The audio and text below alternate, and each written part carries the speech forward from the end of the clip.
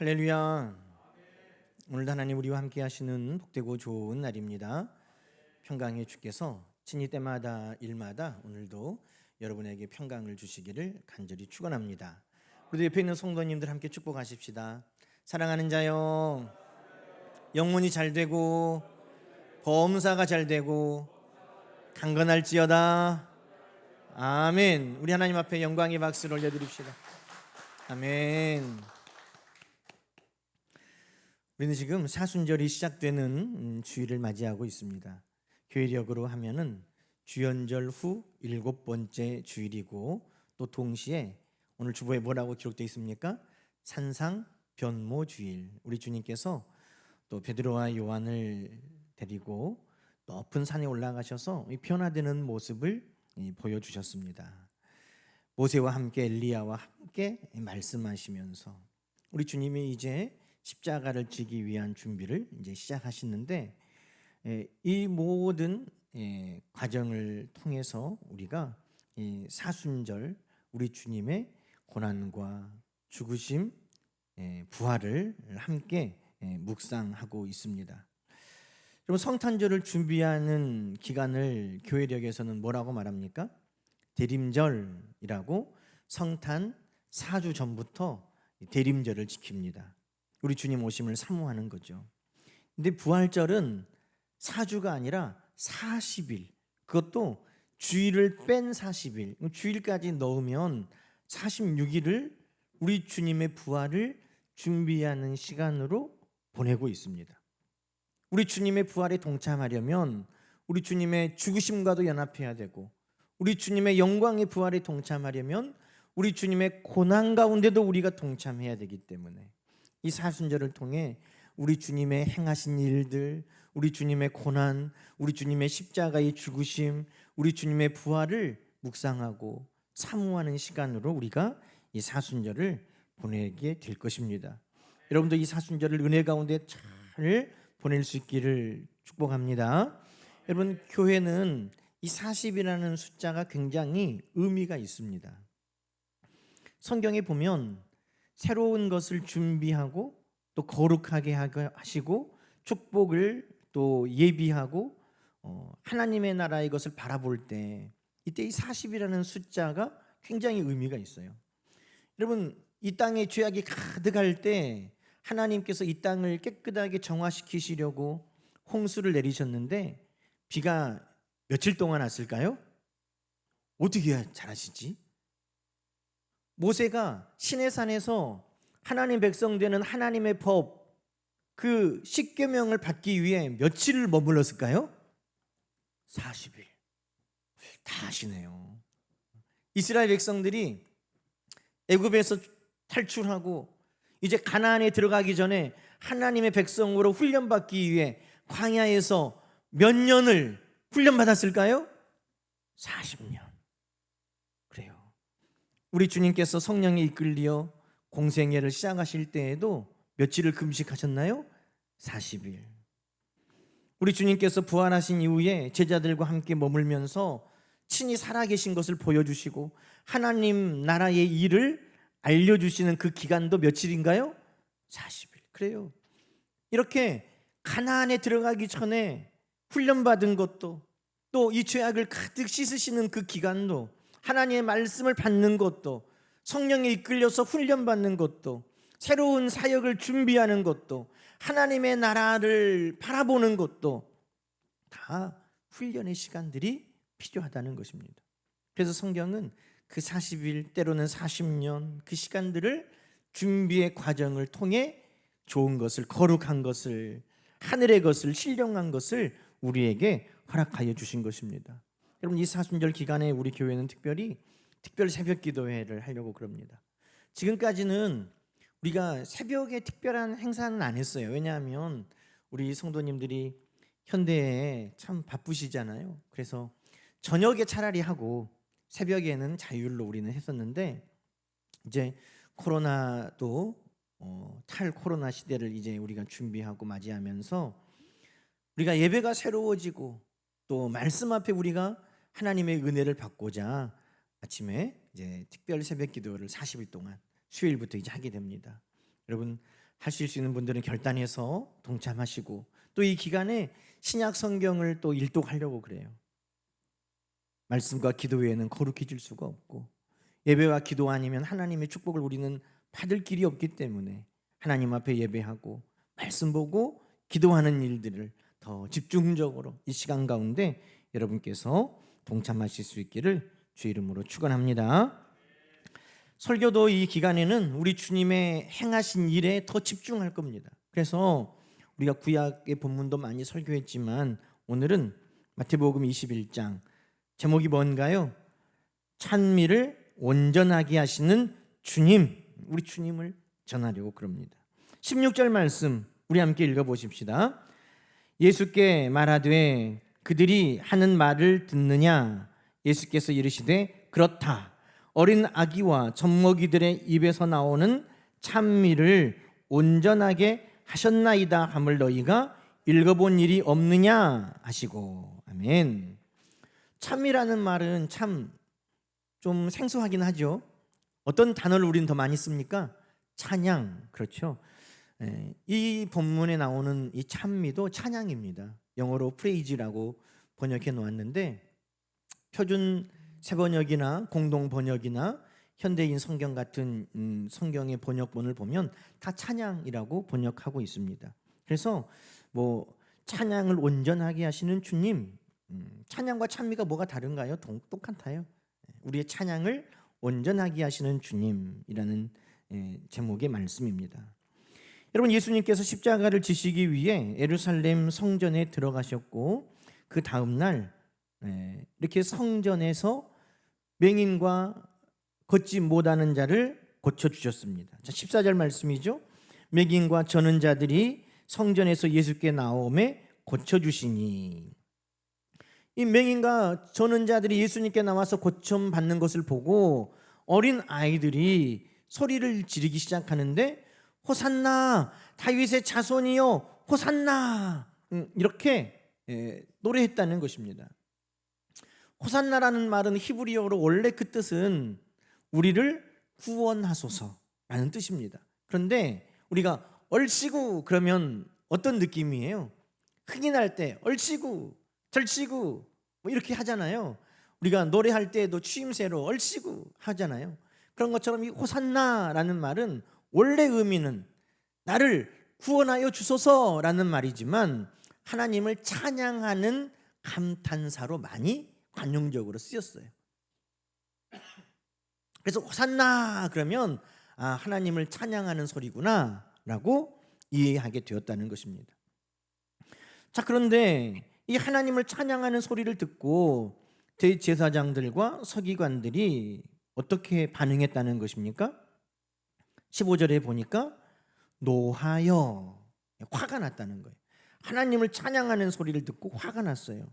누가 부르는 소리예요? 어린 아이들이 부르는 그 찬양 소리를 듣고 화가 났다는 거예요. 왜요? 어린 아이들이 하나님을 찬양할 자격이 있는가? 그리고 어린 아이들이 지금 예수님께 그렇게 찬양하는데 당신이 찬양받을 자격이 있는가? 지금 이 대제사장과 서기관들은 그것 때문에 화가 났다는 것입니다. 아이들이 부르는 찬양을 못하게 말려야지, 저들은 찬양을 드리기에 합당하지 않은데, 당신이 찬양을 받을 자가 아닌데 왜 당신이 가만히 있어? 말려야지. 그때 우리 주님께서 이렇게 말씀하셨다는 겁니다. 나는 저들의 찬양을 온전하게 하는 자다. 나는 저들의 찬양을 온전하게 하는 자다. 여러분, 우리 주님은 우리의 찬양을 온전하게 하시는 주님이심을 여러분 기억하시기 바랍니다.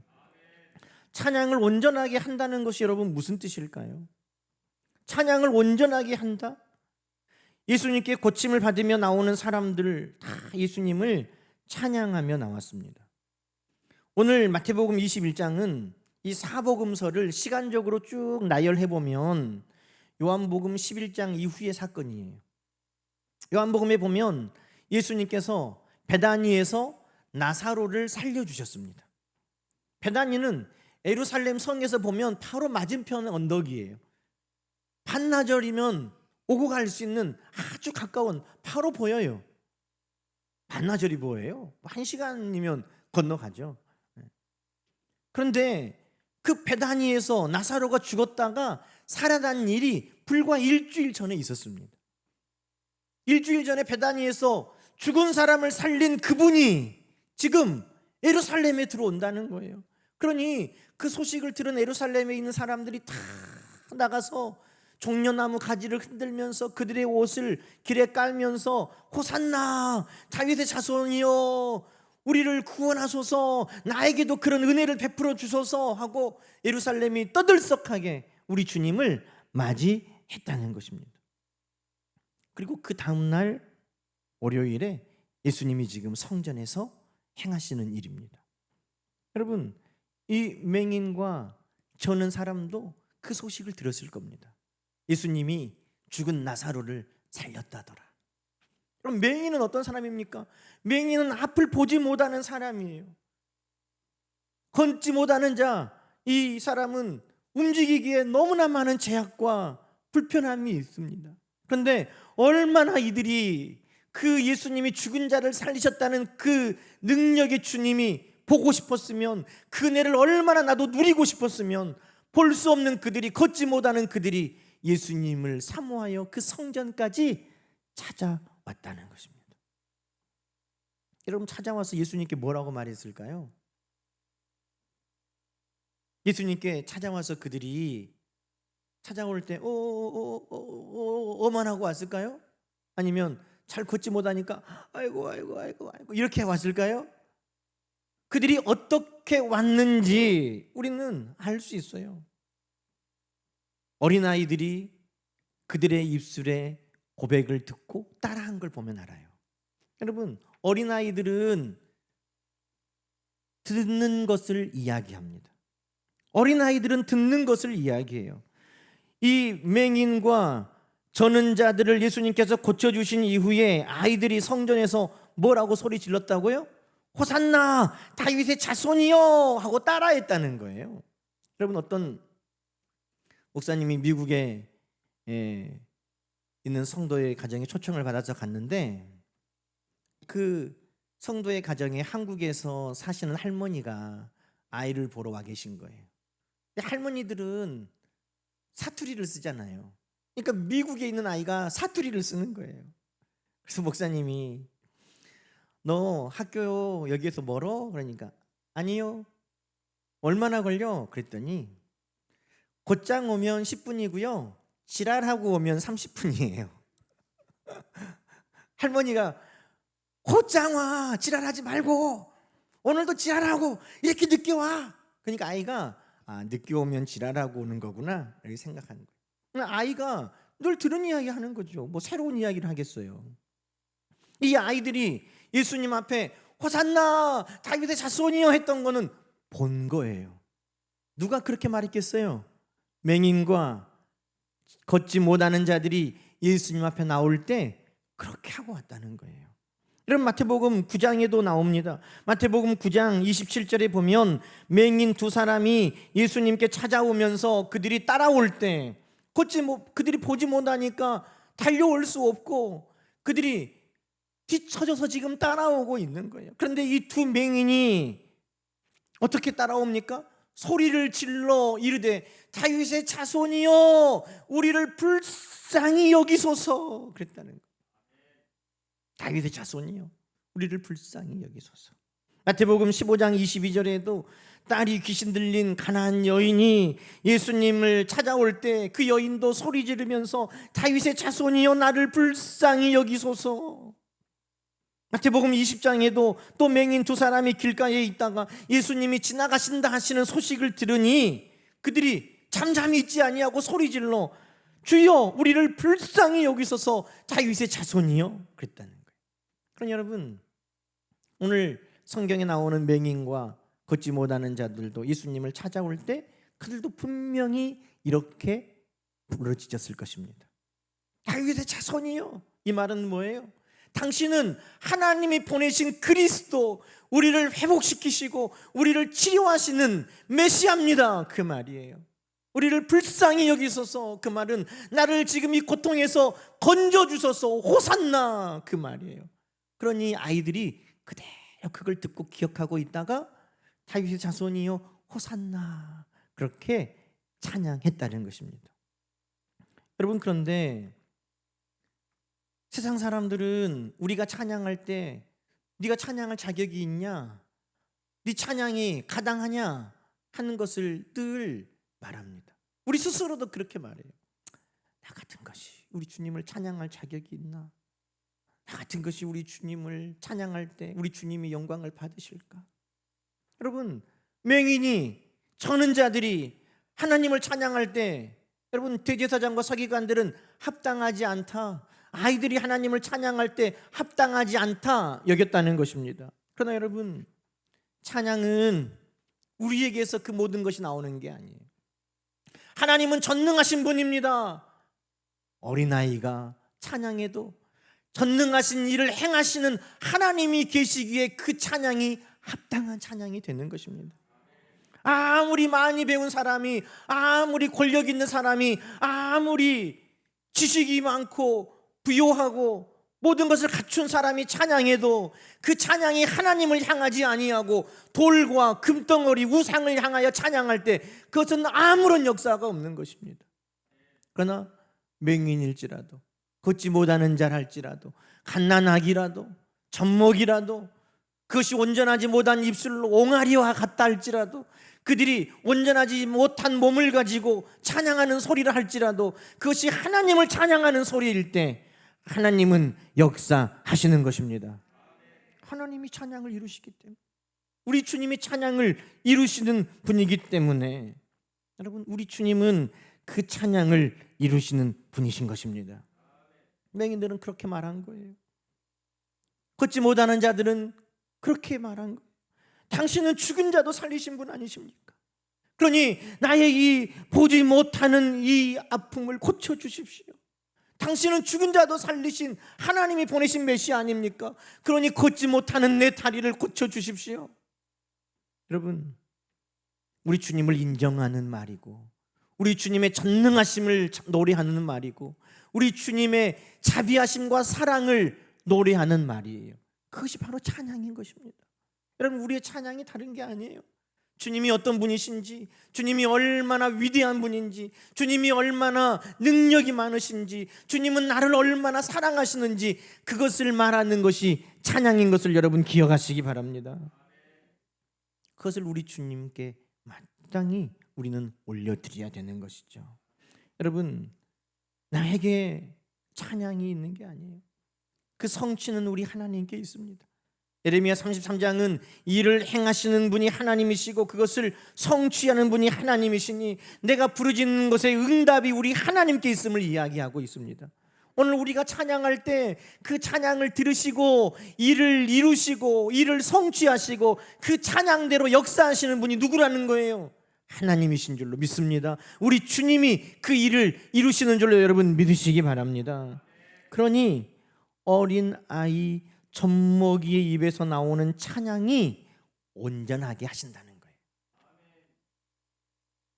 너가 하는 그 노래가 그대로 이루어질 수 있어? 너가 하나님을 자랑하는 그것이 될 것 같아? 세상 사람들은 우리에게 그렇게 조롱해요. 그러나 나는 젖먹이와 같아요. 나는 어린아이와 같아요. 나의 입술이 온전하지 못합니다. 나는 맹인과 같아요. 나는 걷지 못하는 자와 같아요. 그러나 우리 주님이 그것을 이루어 주셨다는 것입니다. 맹인이 걷지 못하는 자가 외쳤어요. 당신은 죽은 자도 살리시고 나의 눈도 뜨게 하십니다. 불쌍히 여겨달라고. 그런데 그 맹인의 찬양을 주님이 온전하게 하셨다는 거잖아요.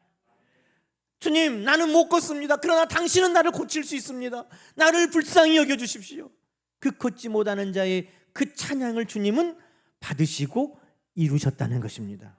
오늘도 우리가 우리 주님 앞에 드리는 그 찬양, 그 자랑, 우리 주님 앞에 드리는 그 높임, 우리 주님은 다 받으시고 그 고백을 이루시는 주님이심을 여러분 기억하시기 바랍니다. 여러분, 오늘 우리 예수님께서 그렇게 말씀하셨어요. 어린아이와 젖먹이의 입에서 나오는 찬양을 온전하게 하셨다는 말씀을 너희가 읽어보지 못했느냐? 여러분 읽어봤어요? 이 말씀 성경에 있다는 의미예요. 여러분 시편 8편 말씀 보십시다. 시편 8편 말씀 1절 2절 말씀이에요. 우리 함께 읽어볼까요? 여호와 우리 주여, 주의 이름이 온 땅에 어찌 그리 아름다운지요, 주의 영광이 하늘을 덮었나이다. 여러분, 온 땅에 많은 대적이 있고 문제들도 있고 어려운 일들도 있는데 다윗은 뭐라고 노래합니까? 여호와의 이름이 온 땅에 아름답고 주의 영광이 모든 것을 다 덮었다는 거예요. 우리 하나님의 사랑과 능력은 모든 것을 다 덮고도 남는다고 찬양하고 있습니다.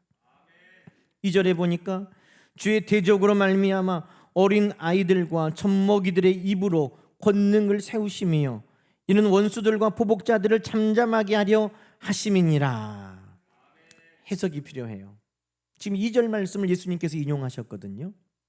이것을 표준 세번역으로 우리가 한번 다시 봅시다. 표준 세번역으로 1절 2절부터 보면, 주 우리 하나님, 주의 이름이 온 땅에 어찌 그리 위엄이 넘치는지요, 저 하늘 높이까지 주님의 위엄 가득합니다. 이해되셨죠? 자, 2절 읽어볼까요? 어린아이와 젖먹이들까지도 그 입술로 주님의 위엄을 찬양합니다. 주님께서는 원수와 보복하는 무리를 꺾으시고 주님께 맞서는 자들을 막아낼 튼튼한 요새를 세우셨습니다. 할렐루야. 누구의 찬양을 사용하신다는 거예요? 어린아이와 젖먹이의 찬양도 하나님이 들으시고 그 찬양을 하나님이 사용하신다는 거예요. 하나님의 영광을 지금 노래하는 그 노래하는 사람이 부끄럽지 않도록, 하나님을 노래하는 그 찬양의 주인 되시는 하나님이 부끄럽지 않도록 하나님은 그 찬양을 받으시고 이루신다고 말씀하십니다. 어린아이와 젖먹이가 하나님의 위엄을 자랑하니까 하나님은 어떻게 하십니까? 꺾으시는 무기가 되시는 거예요.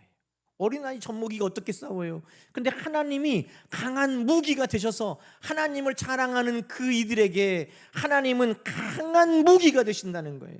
하나님을 자랑하는 그들에게 하나님은 어떤 분이 되신다는 거예요? 튼튼한 요새가 되신다는 거예요. 여러분, 우리가 하나님 앞에 드리는 찬양은 오늘도 하나님 앞에 이렇게 기억되고 쓰임 받는 것입니다.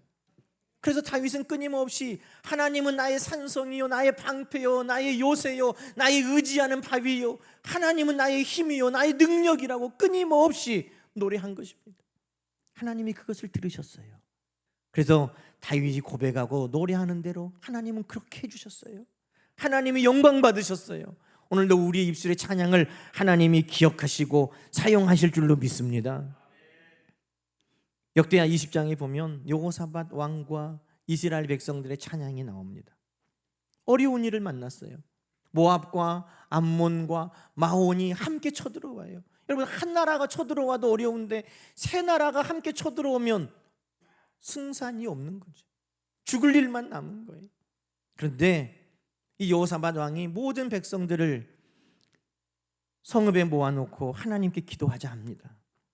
그리고 20장의 5절부터 보니까 모든 백성들 앞에 성전에서 서서 이 왕이 이렇게 말합니다. 우리 조상, 우리 하나님은 하늘의 하나님이시다. 모든 나라를 다스리는 하나님이시다. 주의 손에 권세와 능력이 있으니 누가 주와 맞설 사람이 있겠느냐. 이렇게 하나님을 높이는 찬양을 합니다. 언제? 지금 전쟁 앞에 원수들이 연합하여 몰려오는데 그가 지금 뭐 하고 있다는 거예요? 하나님의 위대하심, 하나님의 능력을 지금 찬양하고 있는 거예요. 여러분, 이 찬양을 드렸더니 하나님께서 응답하세요. 뭐라고 응답하셨을까요? 17절부터의 말씀이에요. 그래, 너희는 이 전쟁에 싸울 것이 없으니 그냥 대열을 서서 너희는 구경하기만 해라. 오늘 너희는 두려워하지 말고 놀라지 말고 하나님이 너희를 위해 싸우시는 것을 너희는 봐라. 하나님께서 이렇게 응답하셨다는 거예요. 그랬더니 이 말을 듣고 18절에 여호사밧과 이스라엘 모든 백성들이 엎드려 하나님을 경배하고 하나님께 찬송을 드렸다. 성경은 그렇게 나옵니다. 보세요, 여러분. 어려운 일을 만나도 하나님을 찬양하니 하나님이 들으시고 하나님이 구원을 베풀어 역사하시고 또 그것을 만나니 하나님께 경배하고 찬양했다는 거예요. 그 전쟁에 이스라엘 백성들이 어떻게 나갔습니까?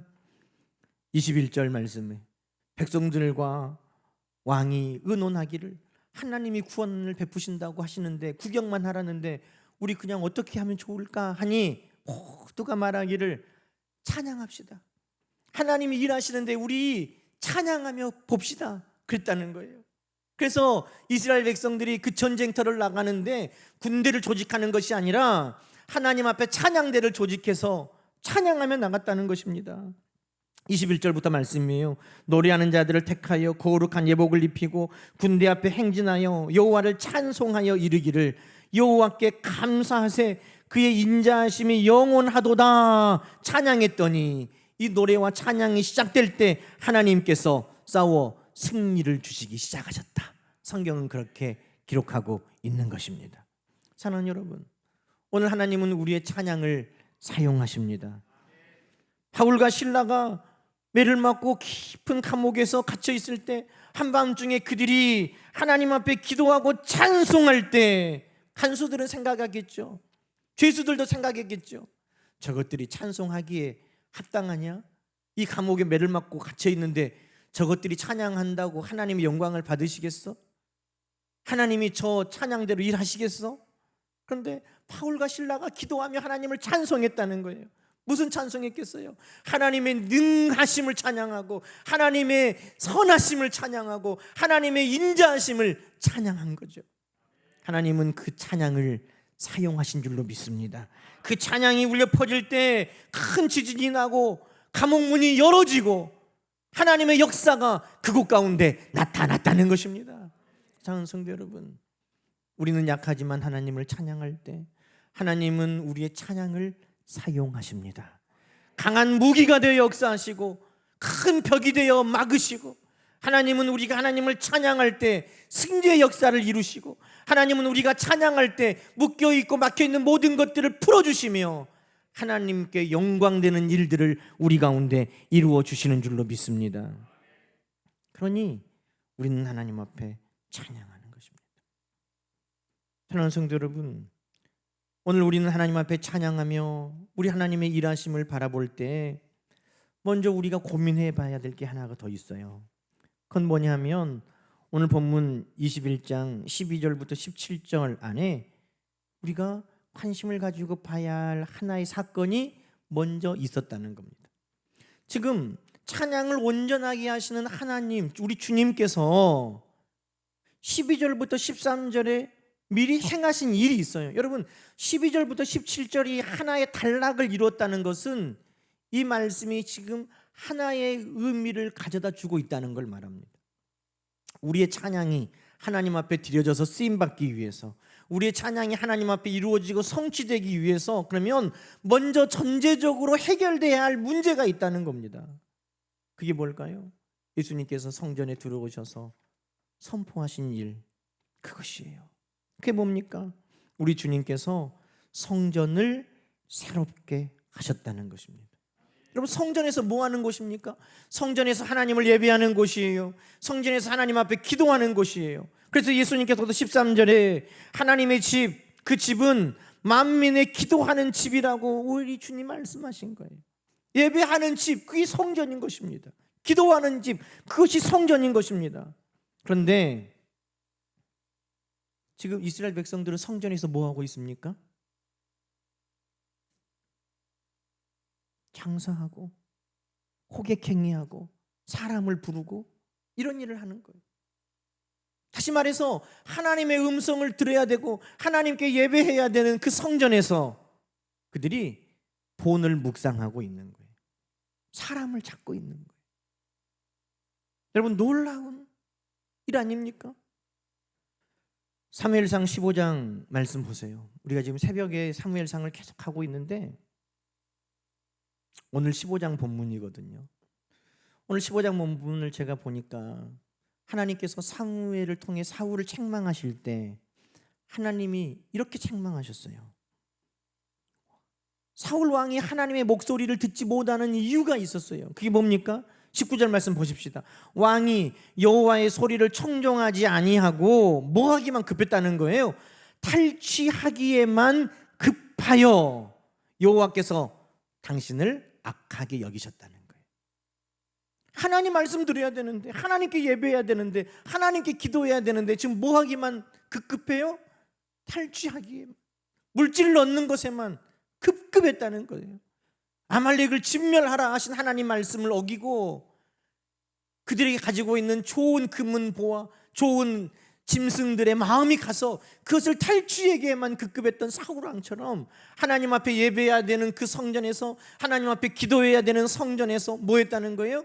맨 돈만 묵상하고 돈 벌 궁리만 하고 하나님을 구하고 찾는 것이 아니라 오세요 오세요, 여기 좋은 물건이 있어요, 이리 오세요 하고 사람을 부르는 일만 그들이 행했다는 거예요. 그들이 하나님을 찬양할 수 있습니까? 하나님을 영화롭게 할 수 있습니까? 그들의 찬양을 받고 하나님이 역사를 이루시겠습니까? 아니라는 겁니다. 그래서 우리 주님은 그들의 찬양이 온전하게 하나님 앞에 들려질 수 있도록, 그들의 찬양을 하나님께서 온전하게 사용하실 수 있도록 먼저 뭐 하셨느냐?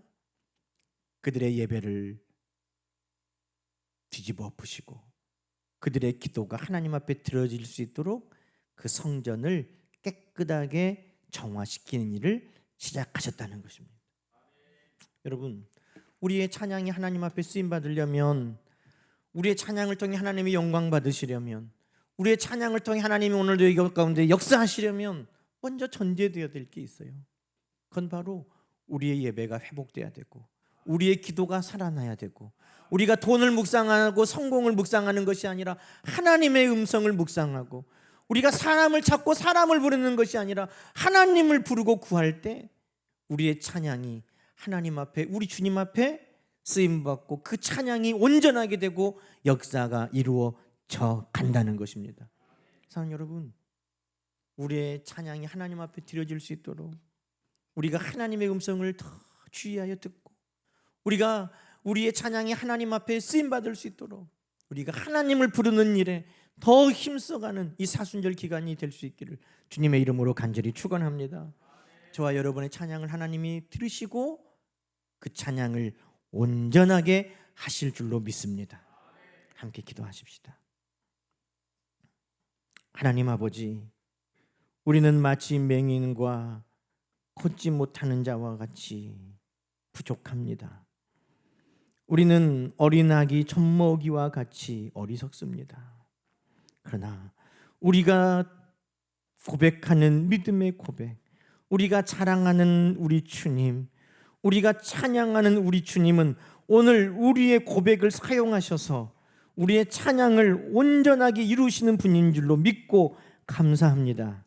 하나님, 날마다 우리가 우리 하나님의 음성에 귀 기울이고 우리 하나님을 구하고 찾으며 우리 하나님 앞에 찬양으로 영광 돌릴 때 하나님, 그 찬양에 담긴 우리의 고백을, 우리의 선포를, 우리의 간구를 이루어 주시옵소서. 우리의 찬양이 온전하게 되므로 많은 이들 앞에 우리 하나님의 역사를 자랑하고 간증하는, 찬양하는 성도들 다 되게 하여 주시옵소서. 예수님의 이름으로 감사하며 기도드리옵나이다. 아멘.